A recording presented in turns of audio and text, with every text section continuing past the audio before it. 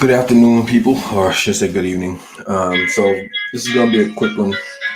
A while back, I kind of had someone asked me a question about athletes and depression. I was actually at the barbershop. I was actually at a barbershop with my son getting his hair cut. And one of the topics is, when you're in the barbershop, all kind of topics come up. And on this particular day, we were talking about athletes and depression and things like that. And again, it was a little CTE thrown in there as well. And just for the record, I'm not a doctor by any stretch of the words. Only, all my opinions are based off of kind of, people who I've talked to who are in the sport.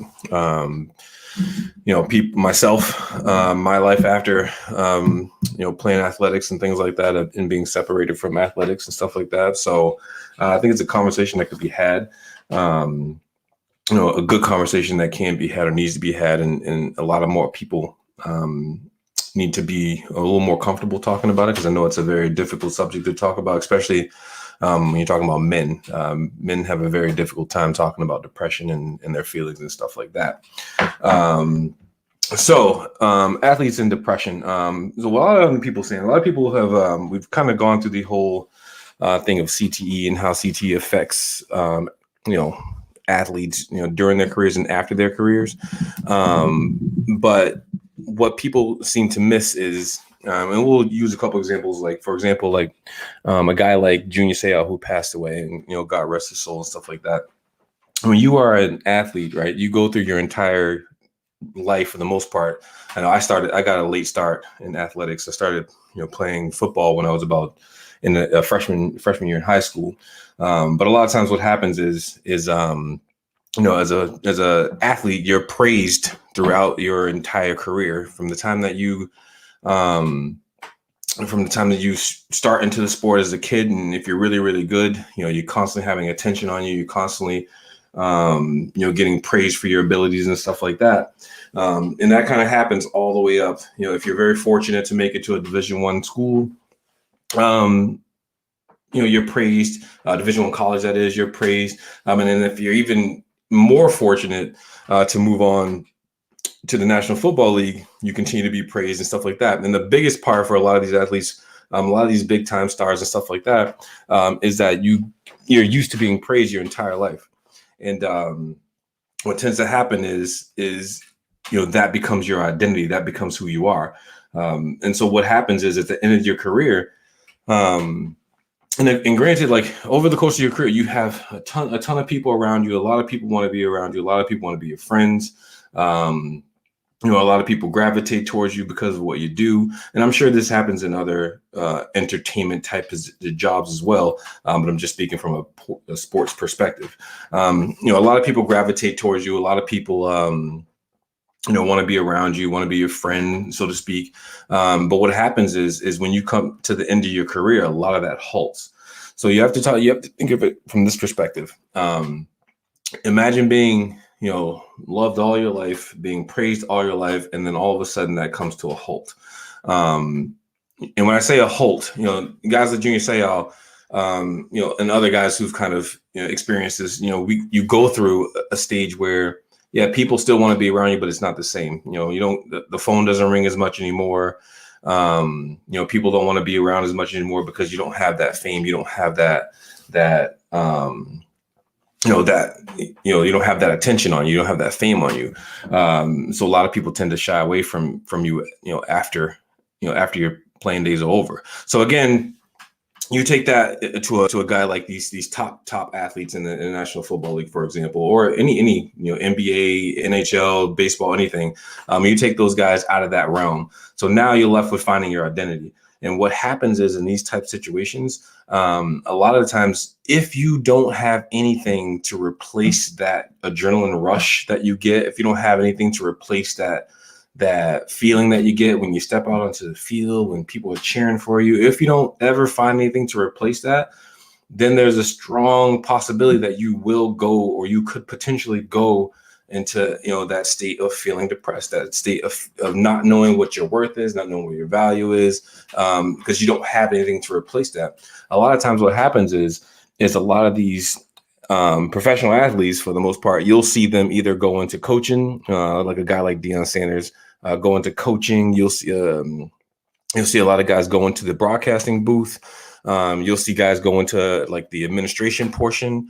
And what that does is that keeps them around the game, that keeps them around the thing that brought them so much joy, so much the thing that they were passionate about. It keeps them involved. And what happens in those scenarios is it, you know, when you're still connected to it, it gives you that sense of self-worth.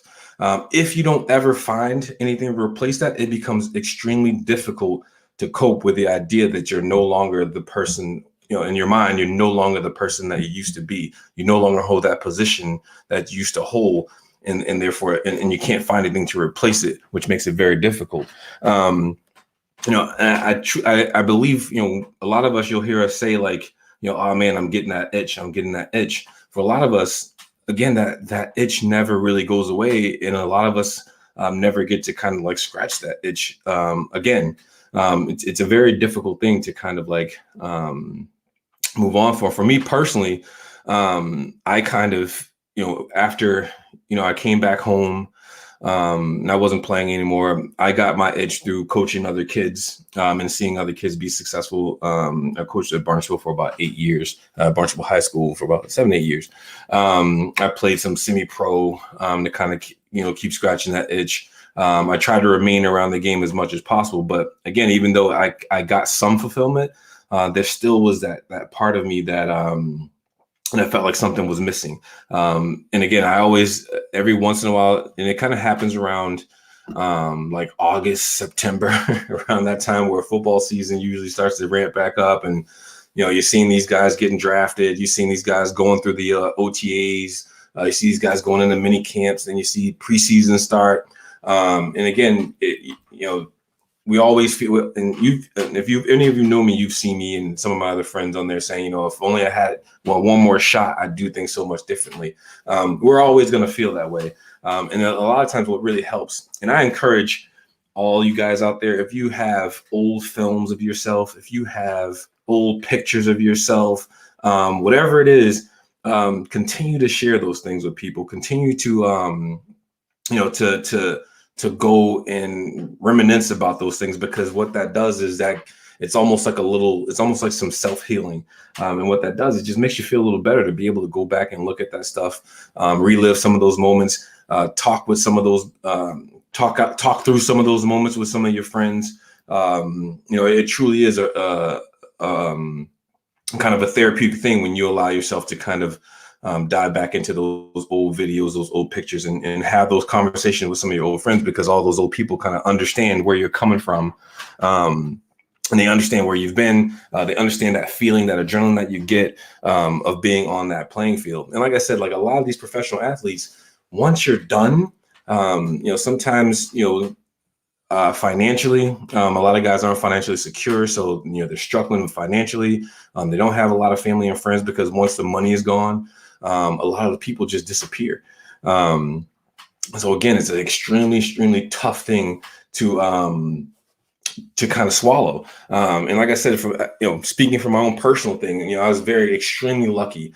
I was a very good high school football player. And again, I received a lot of love from a lot of people because of that. I honestly don't think that had I not been the athlete that I was, I wouldn't have received a lot of the things that I received, or I wouldn't have received a lot of the love or notoriety, because I wasn't a very outgoing kid.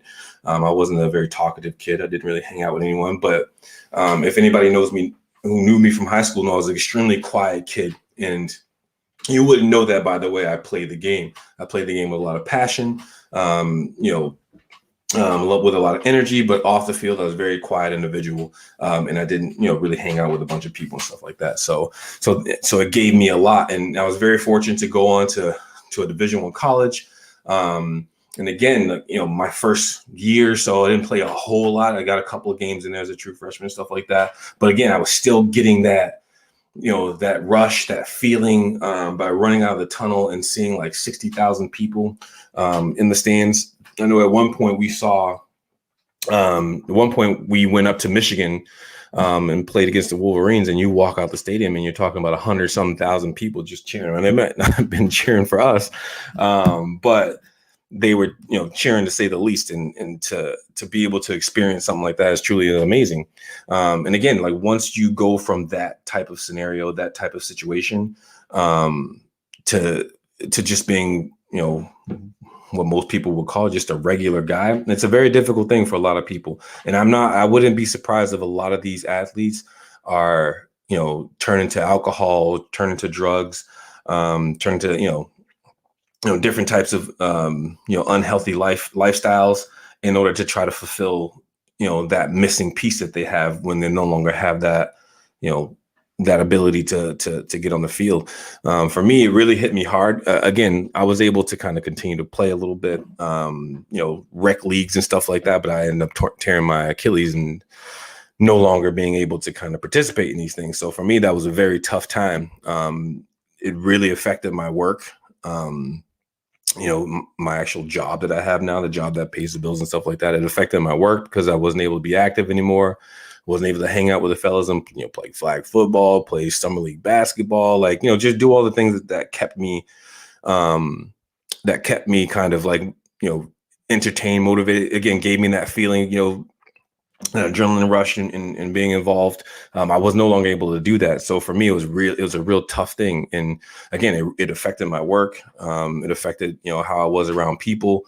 It affected a lot being able to not do those things. So I personally can only imagine how a guy, and I keep using him because, everybody knows the story of Junior Seau. I can only imagine how a guy like Junior Seau goes from being on the top of the world, being one of the greatest to ever play the game, to absolutely being just a guy. You know what I mean? I mean, he was always going to be Junior Seau, but just being another guy. And again, for a lot of people, that pill is extremely hard to swallow. If you ask their family members, they'll probably tell you that they were different people once they were no longer to strap on the pads and be able to run out there in front of the fans. And a lot of people, I know a lot of people don't understand it. And when they speak about athletes and they speak about these guys, they just think that it's just a job. They're just playing football or basketball or hockey, whatever the case may be. But what you have to understand is this is something that these guys have been doing since they were literally children, since they were 5, 6. Now imagine doing something since you were 5 or 6 years old, something that gave you so much joy, something that gave you so much happiness. Imagine doing something like that for so long, and then in a blink of an eye, it's all gone. You're no longer allowed to do it anymore. You have to change. You have to figure out something else to do. That's a life-changing event, and again, can bring on some real strong feelings of worthlessness and in a nutshell, depression.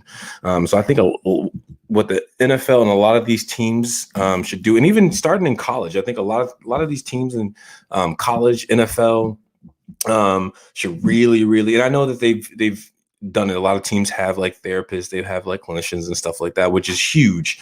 They really should start addressing these types of things with these kids growing up, like addressing life after football, kind of having those conversations of what things would be like after football's over, or after basketball, like all these different sports. I just say football because that's what I'm used to, but really talking to these people or these players about what life looks like and what it feels like, and also creating an environment where men in general feel comfortable talking about their feelings. Because again, one of my boys, one of my brothers, my Cuse brothers. If you ever hear me talk about my brothers, not most of the time I talk about my Cuse brothers.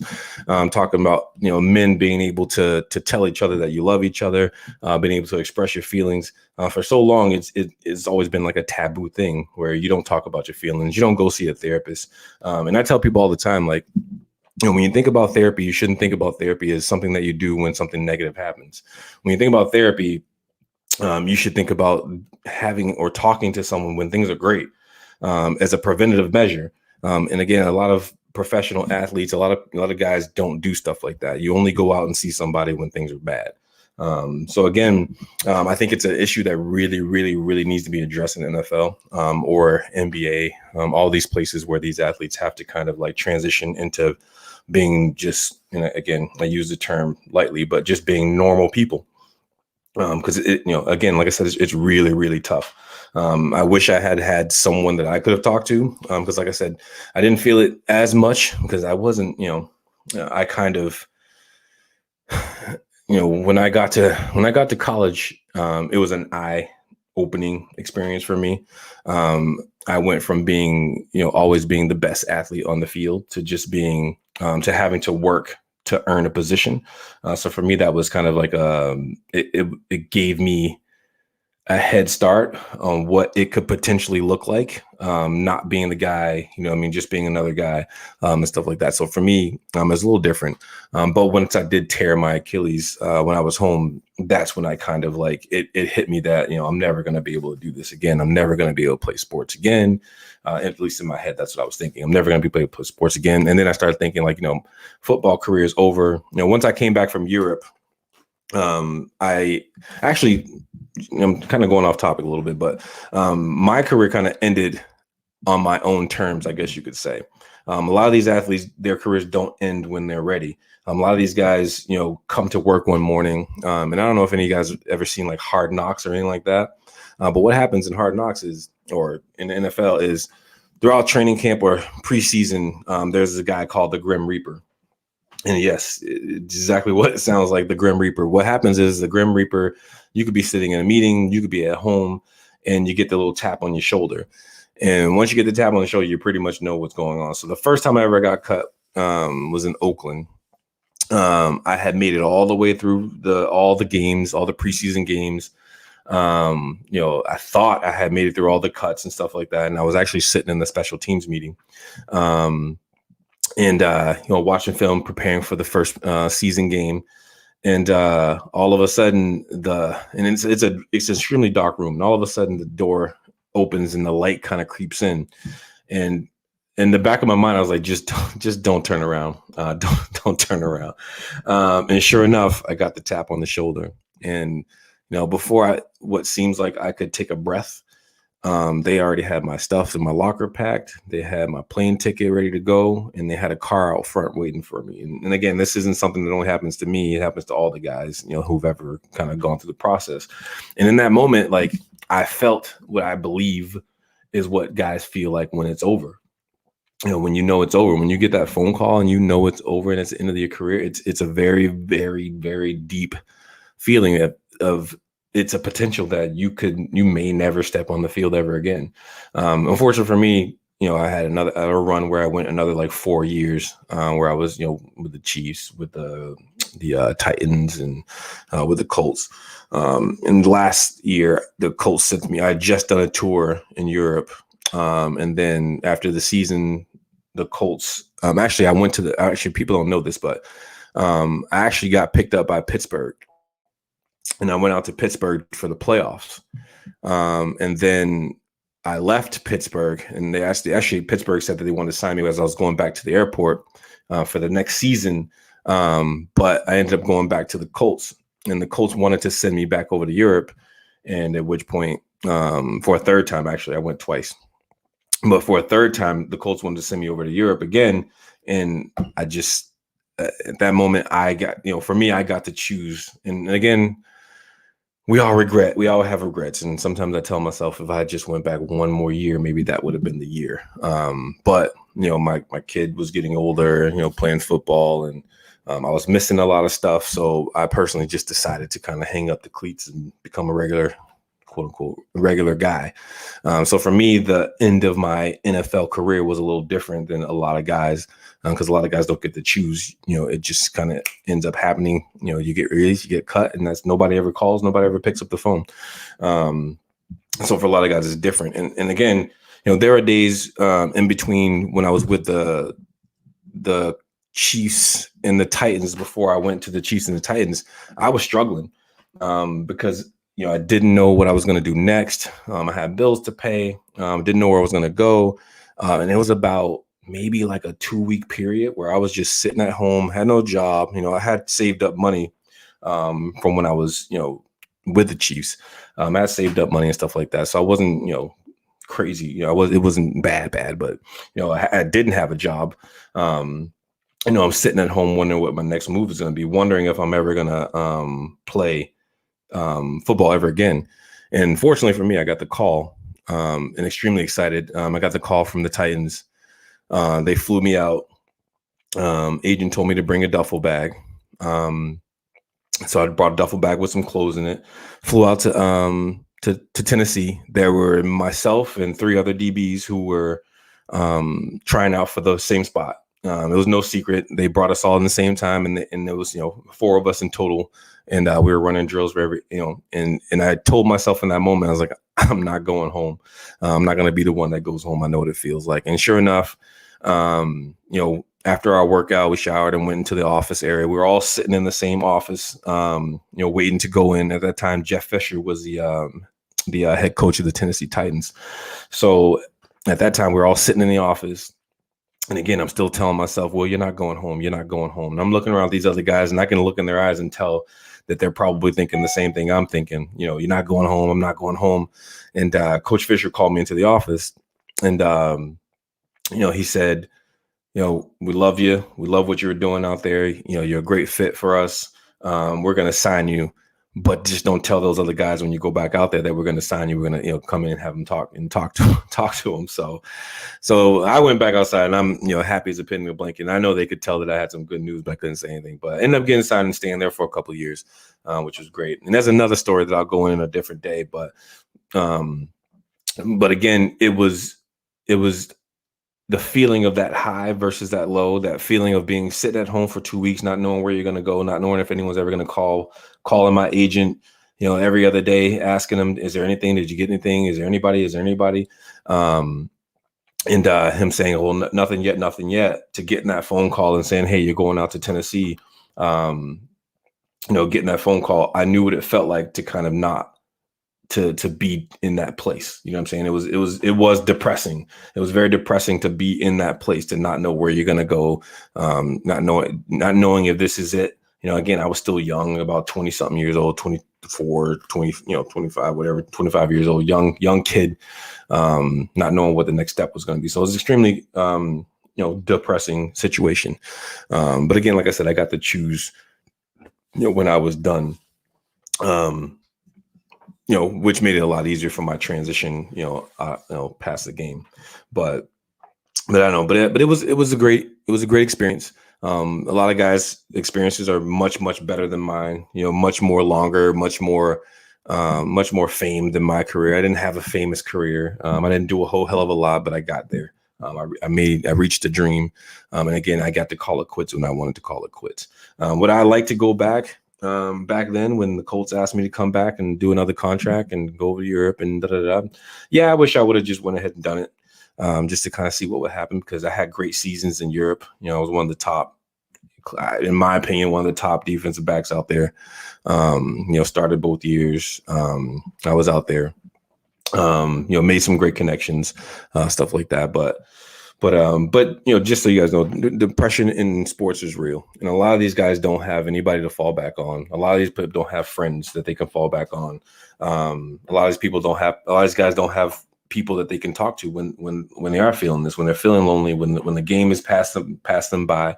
A lot of them don't have those people.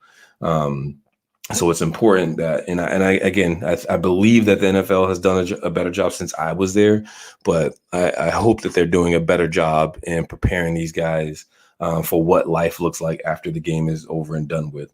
But